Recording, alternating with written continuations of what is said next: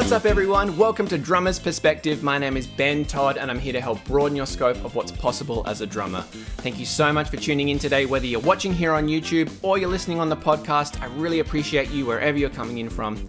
If you are watching here on YouTube, please subscribe to the channel, hit that like button, that definitely helps me out. Today though, I'm really excited to bring you something a little bit different, and that's a conversation with the amazing conductor, Benjamin Northey. Now, without a doubt, Benjamin is one of the most versatile, in-demand, and well-respected conductors in Australia right now. He's worked with every major symphony orchestra in the country, as well as numerous performances overseas with ensembles like the London Philharmonic, the Tokyo Philharmonic, the Hong Kong Philharmonic, the New Zealand Symphony Orchestra. His list of credits really is amazing. Now, because of the broad scope of work that Benjamin's gotten to do, it's meant that he's had the chance to work countless times with drummers and rhythm sections within the orchestral environment. As drummers, if we're not fortunate enough to come up through high school or university perhaps, having the chance to work with a conductor and an orchestra, then the whole concept of following a conductor and playing with such a large group of musicians can be really quite foreign. I know the first time for me that I had the chance to work with an orchestra in a professional environment, it was really quite intimidating and quite daunting.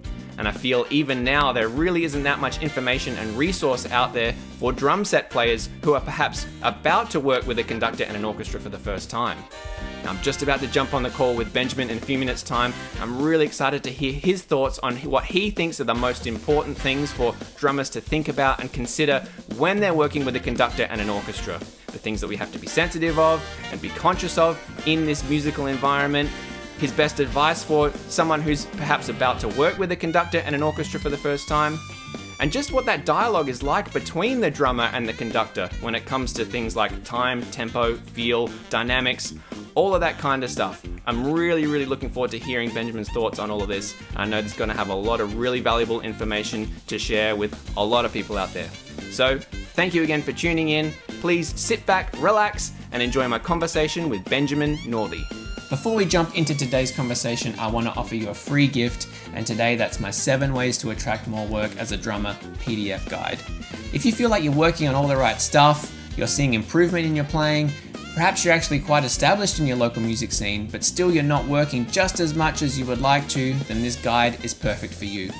Here I offer you 7 ways to reapproach your development and your progression as a drummer and offer you a fresh perspective on some things you might be able to change in your development to hopefully bring in a little bit more work. The best thing about this guide is that only one of the tactics involves picking up a pair of drumsticks at all.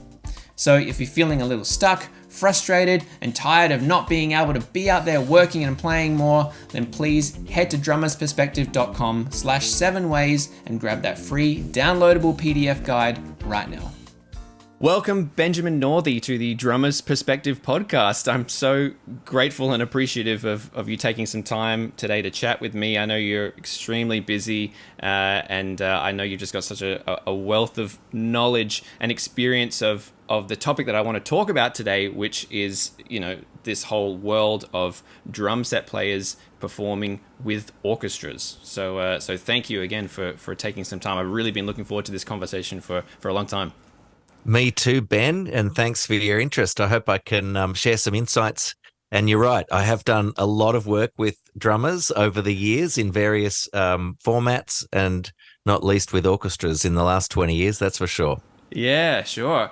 I was trying to remember, I think the first time we worked together was perhaps in 2007 with the Gospel Messiah show. Yeah, that's right. Yeah, Mark Ferguson yes. And in Adelaide, that's right. And James Morrison was on that show as well. Yeah, that was amazing. It should have been done again. I don't know why that only got done once. That was ridiculous. I know. So much work for one exactly. performance. But yeah, that was a lot of fun. But I just remember being so impressed at how effortlessly you were able to communicate and resonate with the two groups of musicians, like how you communicate with the orchestra and made them feel so comfortable, and then how you communicated with the rhythm section and both on a really deep and clear and in the end very cohesive level. You brought both of those worlds together, and that only comes with a great deal of experience working with the two units like that. But yeah, that's something that really did stick with me for this whole time. Yeah, it's interesting. I've often I haven't thought about it that much because it Mm, seems very natural to me as somebody who's worked in bands and orchestras, and worked in many different genres of music. I kind of just see the common ground very mm. clearly, but I've heard from other people that it's not always like that. And so, it seems very natural and kind of, I wouldn't say easy, but it certainly makes sense to me that there's an easy way to find the common ground between everybody and bring everyone together. But yeah, it sounds like there are times where that's not the case, and it's much more challenging, that collaboration.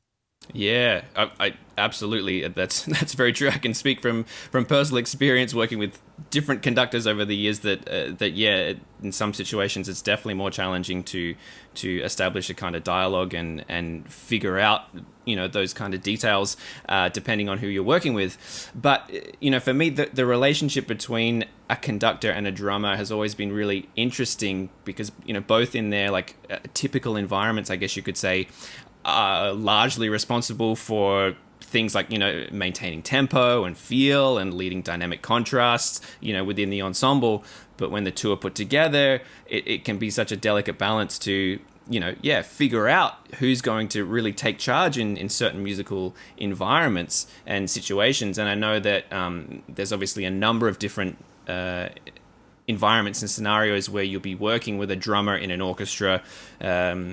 Like say there's the situation where there's like a band with pre-existing material and orchestral arrangements have been written to kind of augment and enhance that.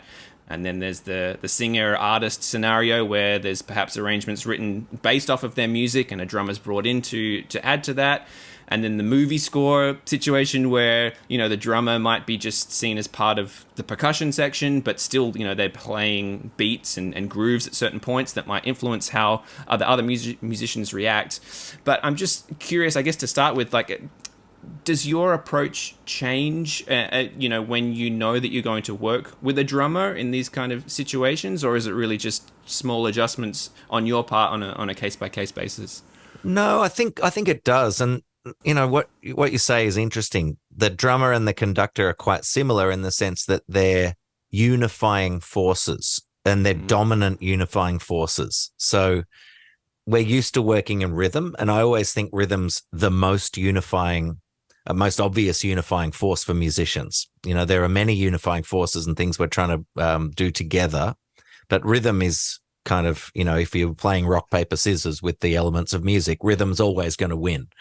And actually, that's the first thing that orchestral musicians are auditioned on is if their rhythm's no good, it doesn't really matter how good they are at everything else because it's just not going to work. So, I often think it depends how good the drummer is as to what my approach will be. And if I've got, and this is usually the case, an outstanding drummer, my life becomes much easier because we can work out what that dynamic is. And I usually say the same thing, Ben, to every drummer. I'm like, when you're playing groove, you're in charge. It's not, just play, and I'll make sure everyone's with you. So that's how I see my job, is to bring everybody to the kit. And that goes for orchestral percussion as well, to be honest. Unless the orchestral percussion has a problem and that's kind of unstable, which does happen, most of the time I'm trying to just bring the orchestra to the obvious rhythmic element of the music. And when we're collaborating with kit, it's always the drum kit because that's the thing everybody can hear. So tempo, we might the drummer might have to outsource the count-ins and things like that because I'm dealing with so many musicians. But if that relationship is solid, and like I said, I always hand over the authority for time to the kit, and I found that to be the easiest way to do these collaborations. That's very interesting. I think that's such a that really speaks to your experience of working in a multitude of environments and getting to the point where perhaps through working with different drummers in different situations, you've come to think this is the best way to do it. But from a drummer's point of view, I think that really is what makes sense, as well, because we're Of so course it does. used to, we're so used to leading a band, from the drum chair with the tempo and time and things like that. And, when we're put into an orchestral environment that can be perhaps quite foreign to some people, thinking about having to follow a conductor for something that's so, ingrained in us to try and lead can be, very challenging. So, from your point of view, that's really, really interesting to hear. The worst thing a drummer can do is try and follow the orchestra. That's the worst thing a drummer can do. And, Right. every now and again, there might be a tempo change. There might be a rel, there might be an accelerando. That's where the conductor can probably, be more hands-on and in charge of the pacing of those things. Mm-hmm. But, like I said, it depends on how good the drummer is, because I've done gigs before where the drummer has been very unstable and not even kind of holding time well. And I tell you what, my job in those scenarios gets a million times harder. It's chasing percussionists around or chasing drummers around and trying to hold back time when it's pushing, or trying to keep drummers moving when it's dragging. Like, that's rare because most professional drummers are so good, but it does happen. And that's when it's a really difficult kind of night at the office for me, is when I'm trying to deal with that. And the musicians can't rely on the drummer in the same way that they can when the drummer's got absolutely brilliant time and is just laying stuff down so clearly. So, it depends. I think that's great advice for drummers to have, kind of perhaps as a general understanding when they're going into work with an orchestra or with a conductor, is to, start off from the place of like you say, like, just when you're playing groove, just be solid with that. Because I remember, like, especially in high school times for me, when I got the chance to play drums with an orchestra, I was trying to follow the conductor and, trying to be part of that ensemble. And the musical result was not that pleasurable for anyone, I don't think. So I think, if there's anyone out there that's listening that's going into an environment where they might be working with a conductor or an orchestra, just having that mindset of just trying to be as solid as possible and still leading as much as possible. And then, things like tempo changes and anything dynamically that might need focus and attention is something that is a different story. But that's really great to know. Really great. How much of your work would you say is with the drummer and a rhythm section at the moment? Oh, not as much as it used to be, to be honest. I'm doing different kinds of gigs mainly now. But having said that, I mean, I'm about to work with the Jazz at Lincoln Center big band with Wynton Marsalis, who's coming out. We're doing 4 concerts, 2 in Sydney, 2 in Melbourne. That'll have a big band rhythm section. And I guarantee you, I'm not going to expect that drummer to follow me. I'm going to, when that drummer's playing time, they're in charge, and they'll be so amazing. And so I'd say probably, I don't know, 5 to 10% maybe. Right. But it depends, from year to year, there'll be different kinds of collaborations. And, but what you say is true. The evenness of time is so important the more musicians you're working with. And when you've got an orchestra of, 60 to 100, they can't just spin on a dime and follow a drummer around. And so if a drummer's not really in the pocket or really solid on just holding tempo, that's where it becomes difficult for orchestras, because they can't predict what's going to happen. And it's all very well for me to say the drummer is in charge, follow the drums, but that's only if the drums are really, really reliable and easy to lock in with. So, I do say that all the time. Like, the drummer is always right. And it's the same with orchestral percussion. They're always right. And if they're wrong, it's my responsibility to fix it, to fix them, to fix the back of the orchestra, the thing that everybody can hear, because the percussion can't hear the strings. That's for sure. And so we go with what we can hear. That's my philosophy anyway. Amazing. So you have this conversation with drummers in a rehearsal situation of, when you're playing groove and time, you're in charge. In terms of dialogue, is there anything else that you try and talk about before you perhaps work with someone who you're unfamiliar with, or anything you kind of go over with drummers, or is it just kind of get to it? Look, dynamics is a thing, it's it depends on the environment, and because the orchestra is a self-balancing ensemble, we don't generally rely on enhancement to balance. So we're not asking for fallback, or we're not doing that. Now, it depends on the kind of show. If we're amplified and it's like a carpeted stage and we've got fallback wedges, and most of the collaborations are like that, to be honest. But even then, I think the drummer still has a responsibility to be sensitive to the balance on stage. And so it may be that you can't just like completely lay it down like you would in a rock band situation. You have to find your energy in a slightly different way that makes sense with the sounds that are going on around you. You've got a violin, with no fallback right next to you most of the time, or a cello, something like this. And so, I've often said, listen really big. So it's not like you're following, but you're actually balancing. You're balancing as you would in a big band, really, as a jazz drummer would in a big band. So it's just that unamplified nature of sound is so different.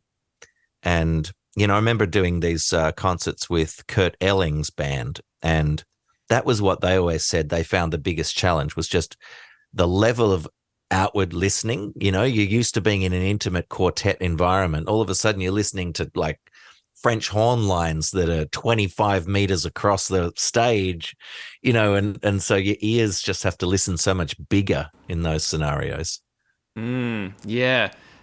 I am curious then, how do you feel like anything changes, or do you have a preference, I suppose, like where the drums are physically positioned in an orchestra? Like, I guess every situation is different again, but the situations I'm imagining where there's the band out the front of the orchestra and you're kind of behind them, so there's really not much visual connection. And then the situations where the drums are kind of in the back, perhaps near the the basses, or even in the percussion section. How does that change how you think the drums affect the orchestra and how you hear them as well? Yeah, when we're using kit in an orchestral setup as part of an orchestral piece, so things like West Side Story of Leonard Bernstein, or repertoire that calls for kit, so we generally have the kit inside the orchestra. So it would be sort of, if you're looking at the orchestra, to the right of the woodwind section, so behind where the violas might be, kind of close to the basses, which makes a lot of sense because that means that everybody can hear the drums.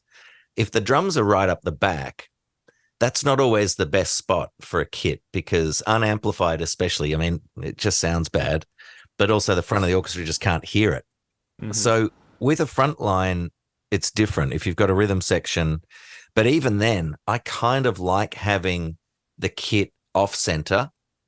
Right behind me is not good for anyone unless you've got conductor cams and, some kind of communication. But off center, angled across.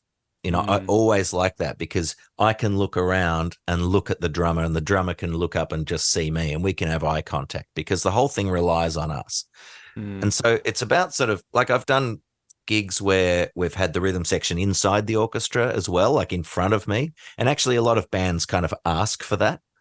But again, I don't think that's necessary depending on the integration between the rhythm section and the orchestra, because of the fact that I'm not expecting the drummer to follow me.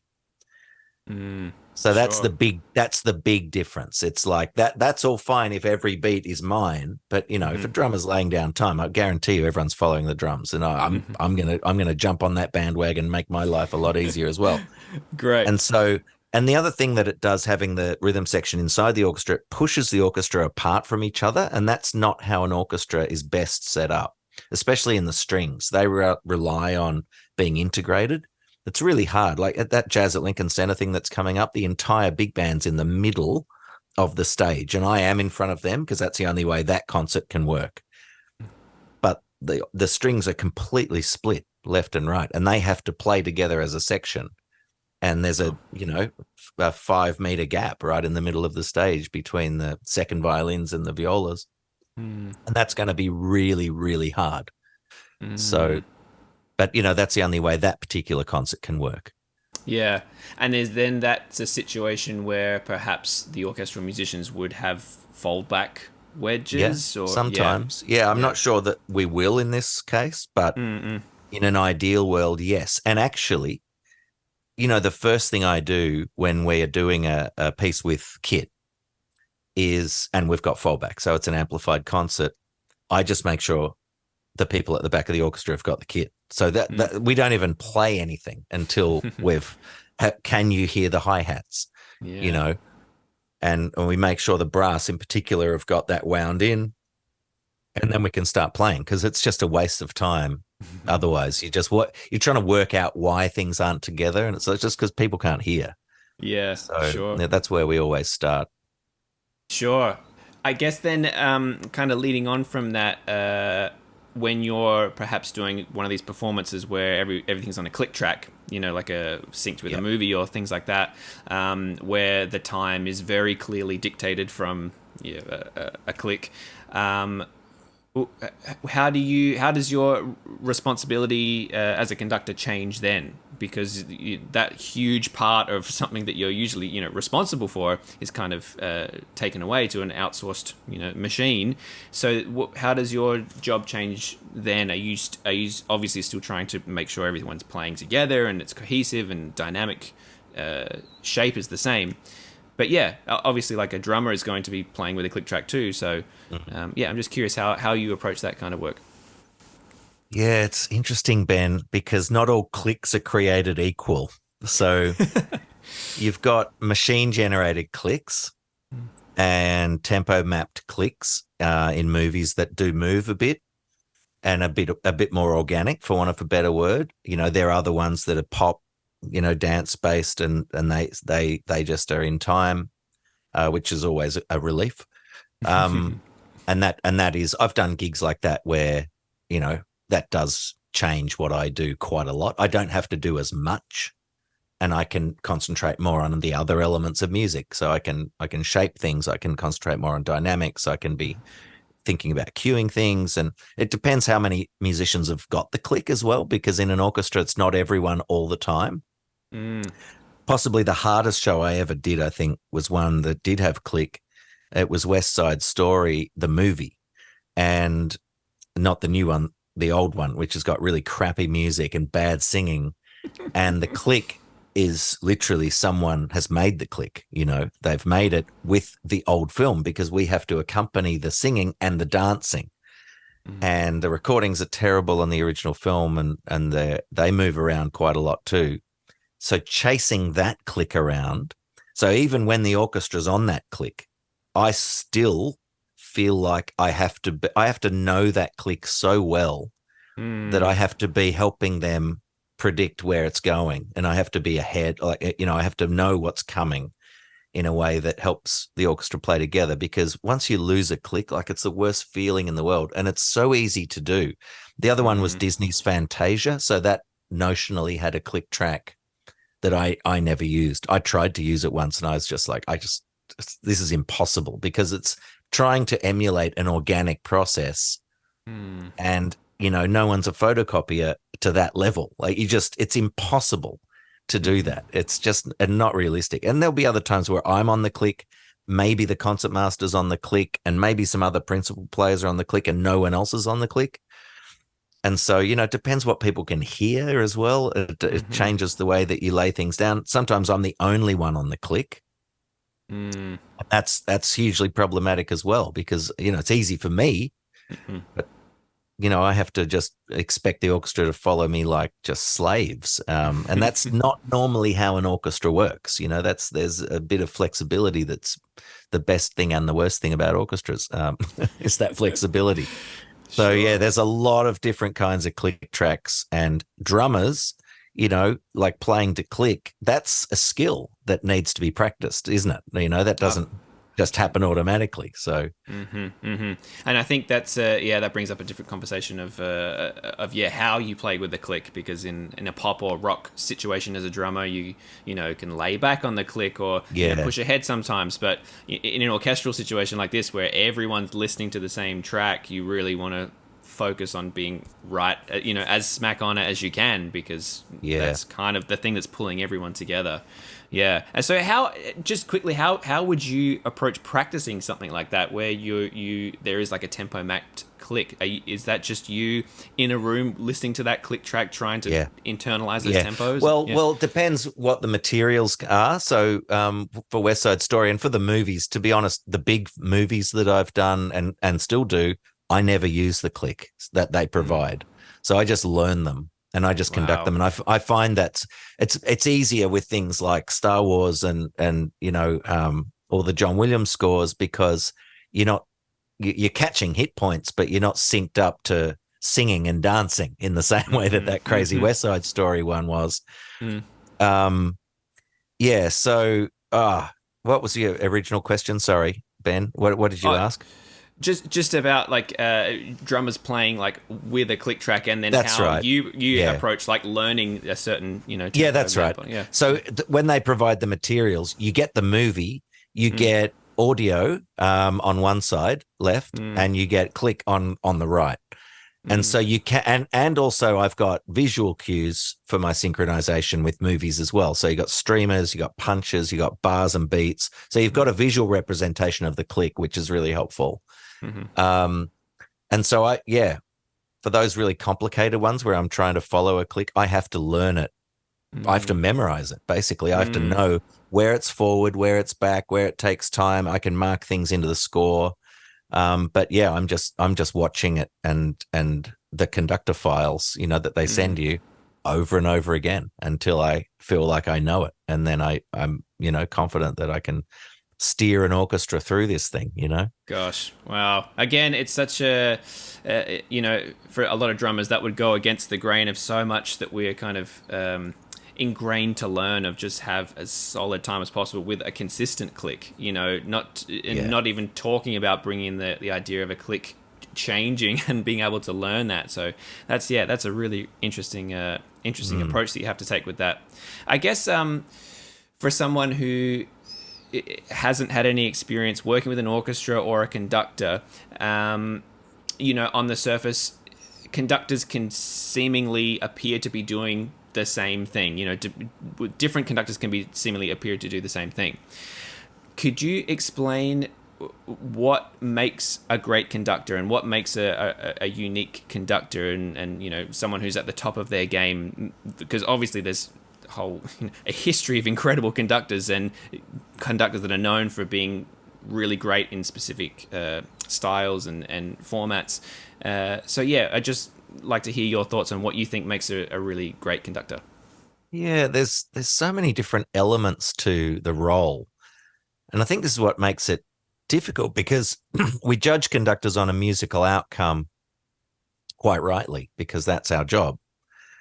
But the ways to get there are so different depending on who the conductor is, what their personality is, what their relationship is with the orchestra. Some conductors, for example, orchestras will love so much, they'll just give you everything, and they'll just play great for you. Other conductors terrify orchestras to the point where they play great. I mean, it's that different. It's so incredibly different. But ultimately, look, the musicianship of the conductor has to be so high level. And this is something you would expect to be taken for granted. And I just feel like that's such a, you're a musical leader. Fundamentally, you're a musical leader, and you have to be able to make great decisions on behalf of the great musicians that you're working with, musicians that will have their own ideas, that won't always be the same as yours, but they'll be willing to go along with what you've said because you're selling a vision to them. So coming up with that vision, that's probably the thing that differentiates conductors the most, because their vision's always going to be different. And then it's about, well, how how do we get that vision communicated? And so they'll all communicate that in a slightly different way as well. I think the most experienced conductors have got an amazing physical connection with the sound. So they can show the sound with their gestures. And you can see it as a musician. You can see what it is they're looking for. And that takes years and decades to get. It's like it's probably never finished, that process. But the more you do it, the better you get at that. And then there's the whole people management thing. So, the team that you're leading, all of the responsibilities that go with leading a big group like that, it's such a massive part of the job is even just basic things like energy levels. When are people going to be able to concentrate, and when do they stop concentrating? How much humanity do you have to kind of have you're not playing a Nintendo machine, you're actually working with flesh and blood and people with emotions and people who have got lives outside of the rehearsal room. And, how do you bring everybody into the working, the working environment that you want to create that's going to get the best results and keep people focused and keep people motivated. And so it's so vast. It's almost terrifying when you start thinking about it, to be honest. But, it's just, you either sink or swim. Like, it works, or, you're able to kind of get away with it and hopefully get better at it constantly, or you're just out. Like, it's so brutal. You don't get really many chances at the beginning if you're not doing well. It's super tough gig. Yeah, I guess, as a conductor, you really don't have anything to hide behind in terms of an instrument, or it's something to put a barrier between yourself and someone else. So it's a lot like when you meet someone for the first time. You get a pretty good sense of if you're going to connect with them and if you resonate with them, and that kind of relationship that you have to establish with people, musicians, very quickly. I can imagine for you walking into a rehearsal, say with an orchestra you haven't worked with before, and being confident enough to take charge in the areas that you need to take charge with, and then let them lead other areas. That's an incredible skill to develop. Yeah, and yeah. Well, I was just going to say, you have to be very comfortable in yourself. And so most conductors, because it's so terrifying, you build up pretensions around you, so you kind of protecting yourself with walls between you, the real you, and the musicians who are scary, the scary people who are going to see you for who you actually are and may not like it. And so that's so important. To sort of have that self-confidence that doesn't come across as egomania or vanity. It's like you're just confident that you know what you want and you know how to get it, and you want to bring them to this exciting vision. That's really all it is. And I often hear from musicians, they just want heart and mind. Like, they want intelligence, but they want heart. They want honesty in the leadership, and that's that you just have to be that person. It's very, very easy to not be that person, but I'm becoming more attuned to that the longer I'm in the business and the longer I do it. I bring much more of that openness, and sometimes you're going to look like an idiot and you're going to get humiliated and you're not going to look like the smartest person in the room, and you know what? That's life. That's just being a person. So you just got to accept that stuff and just crack on, get the job done. 100%. Wow, that's really amazing to hear. I guess I want to turn a little bit and talk about maybe some of the specifics about conducting, and a lot of non-classical musicians, thinking like rhythm section players particularly, who haven't come up working with a conductor in an orchestral setting, the idea of following the stick can be very foreign and strange, especially totally. like in comparison to like a big band leader who, the downbeat is there, like it's at the bottom, and in an orchestral setting sometimes that's not the case. Yep. So I'm imagining for you it really is a case by case thing depending on the music and the style and all that kind of thing. But could you maybe explain to a younger drummer out there or a younger rhythm section player out there who's about to work with an orchestra or a conductor for the first time and is confused by that, by how that looks and in relation to the beat? Yeah.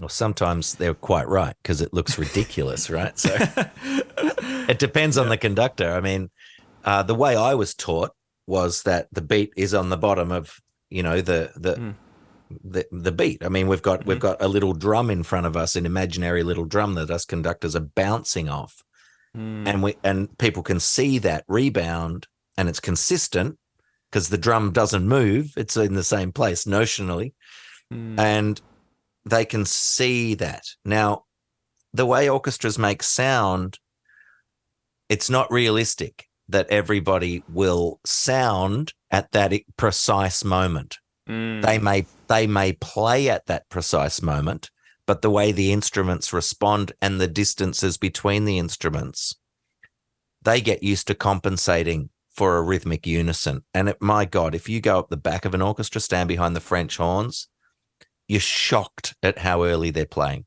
You're shocked. Wow. You just can't believe it. It's like, how does anyone play music like that? And conductors are always like, horns, you're late. And it's not that they're late. They're just not early enough. Wow. Sure. So, there's all of that. So, it depends on the conductor. The one thing I would, if a drummer is having trouble following a conductor, I would be honest about it and say, look, I'm not experienced in following conductors. Can you conduct and count at the same time? And then you'll see physically when they expect the beat to happen. Because, the one thing I do if an orchestra's playing late, which does happen, I count them off. Let's go from letter A, 2, 3, 4, and I conduct along with those beats. If someone counts you in, you can't play late. You literally can't do it. It's impossible to do. And that's what I'm saying. Like, you need to see where the conductor expects the time. Some conductors, their beat might be at the top of their stick. It might be on the upbeat, which is dreadful technique. Dreadful technique. And some orchestras will say, well, that's where we always read the beat. I'll say, well, that's your problem. You need to stop reading the beat up there. Like, and they're just like, well, that's where it looks like the sound is. And it's like, well, it's just not how you're making things so much harder for yourself, because that's not a beat. That up there is like, it's like you've gone fly fishing or something and you're just like throwing the rod back.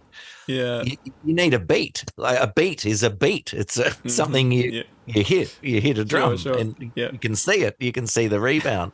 Yeah. So, this is the thing. Like, conducting technique is vastly undervalued. And, fortunately, we do have great conductors in Australia, and there are many great training organizations, and we've got conductors who really know what they're doing. But it's not always like that. Sure. That's such an incredible explanation of the whole thing, because I know for me, the first time I was worked with an orchestra in a professional situation, I kind of had an idea what to look for, but after doing a few performances with different conductors and realizing that there really is can be quite a big difference between them, and not everyone is feeling the beat the same, and not everyone is expecting to hear the beat in the same place. It kind of opened up this whole world of like, oh, I don't know what to do anymore. I'm not really sure if there's not going to be a consistent agreement between everyone, then it can be really quite challenging to figure out. So I guess would you suggest like you say, having that conversation with the conductor of where they expect to hear the beat? Communication is the key.